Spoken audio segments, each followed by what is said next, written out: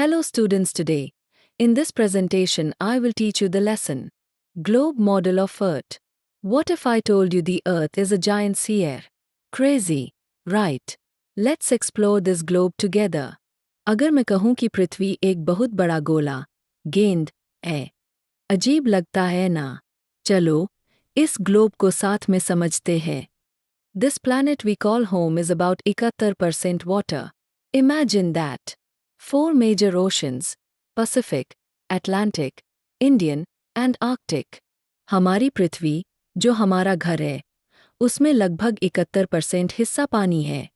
सोचो जरा, 4 बड़े महासागर हैं, प्रशांत, अटलांटिक, हिंद महासागर और आर्कटिक महासागर. Now, let's get to land. Meet the 7 continents, Asia, Africa, Australia, Antarctica, Europe, North America and South America. अब ज़मीन की बात करें. दुनिया में 7 महाद्वीप हैं, Asia, Africa, Australia, Antarctica, Europe, North America और South America. Each continent comes with its own unique landscapes, hills, plateaus, deserts, and mountains. Can you picture it? हर महाद्वीप की अपनी खास जगह होती है, जैसे पहाड़, पठार, रेगिस्तान और घाटियाँ. क्या तुम इन्हें अपनी आँखों से देख पा रहे हो? Did you know people once believed the earth was flat?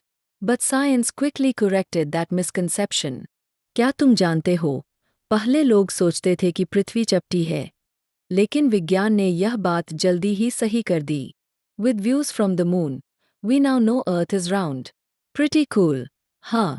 चांद से ली गई तस्वीरों से अब हमें पता है कि पृथ्वी गोल है. कितना मज़ेदार है ना? Here's where the globe shines as a model.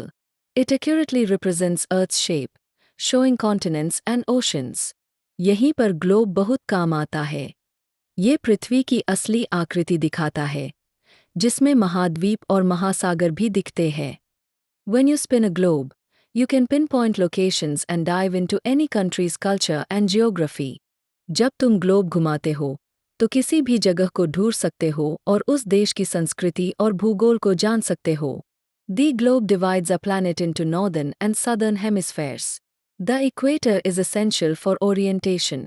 Globe हमारी पृथ्वी को 2 हिस्सों में बांटता है, उत्तरी गोलार्ध और दक्षिणी गोलार्ध, और इन्हें अलग करता है भूमध्य रेखा, equator.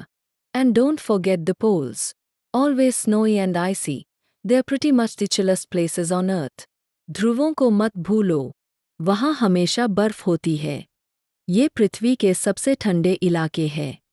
Now, let's talk about latitude and longitude. They are like the coordinates of your personal treasure map. अब बात करें अक्षांश, latitude, और देशांतर, longitude, की. ये किसी खजाने के नक्शे की तरह है, जो तुम्हें जगह ढूंढने में मदद करते हैं. Latitudes run east to west. You've got important lines like the equator and the tropics. They shape our climate.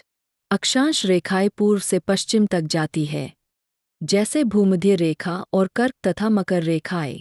ये हमारे मौसम को तय करती है. Longitudes. They go north to south, with the prime meridian giving us our eastern and western hemispheres. देशांतर रेखाएं उत्तर से दक्षिण जाती है.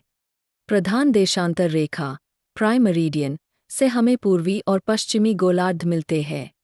When latitudes and longitudes intersect, they create a grid. This grid helps us find any spot on Earth. जब अक्षांश और देशांतर मिलते हैं, तो एक जाल, ग्रिड, बनता है. इससे हम पृथ्वी पर कोई भी जगह आसानी से ढूंढ सकते हैं. Why is this grid crucial? It's your key to accurately identify places globally. Pretty important, right? ये जाल क्यों जरूरी है? क्योंकि इससे हम दुनिया में किसी भी जगह को ठीक-ठीक पहचान सकते हैं. कितना काम का है ना? So, the next time you look at a globe, remember it's a universe of knowledge wrapped in a sphere. तो अगली बार जब तुम ग्लोब देखो, याद रखना, ये ज्ञान की दुनिया है, एक गोल में लिपटी हुई. Let's keep discovering together. Dive deeper into geography and understand more about our amazing Earth. आओ मिलकर और खोजें, भूगोल की और जानकारी ले और अपनी अद्भुत पृथ्वी को और अच्छे से जानें. If you enjoyed this journey, make sure to like, share, and subscribe for more exciting explorations. Until next time, keep that sense of wonder alive as you explore the globe and the universe.